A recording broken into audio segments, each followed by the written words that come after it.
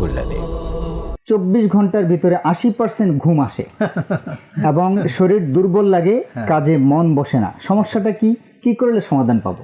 জি, এটাই হচ্ছে আপনার, শুধু আপনার না, এটা এখন বর্তমানে বাংলাদেশের একটা প্রধান জাতীয় সমস্যা হয়ে গিয়েছে। কারণ হচ্ছে কি, এই পরিস্থিতিতে অনেকেই দেখছি যে মানে অনেক রাত পর্যন্ত, বুঝছেন, তারা টেলিভিশন দেখছে, অথবা তারা মোবাইল দেখছে, অথবা তারা ইউটিউব দেখছে, মানে রাত কয়টা বাজছে খেয়াল করছে না। তো কালকে রাতে আমার যে কোনো একটা কারণে ঘুম ভেঙেছে, এবং আমি যে ভিডিওটা আপলোড দিয়েছিলাম, ওইটা ফলো আপ করতে করতে যে ঘুম ভেঙেছে, ভিডিওটা আপলোড হলো কিনা দেখার জন্য দেখি যে অনলাইনে সবাই তো এই যে যদি আপনি এই ধরনের যদি ঘুমের কোয়ালিটি হয়, তো ভাই আপনি আর্লি ঘুমানোর চেষ্টা করেন।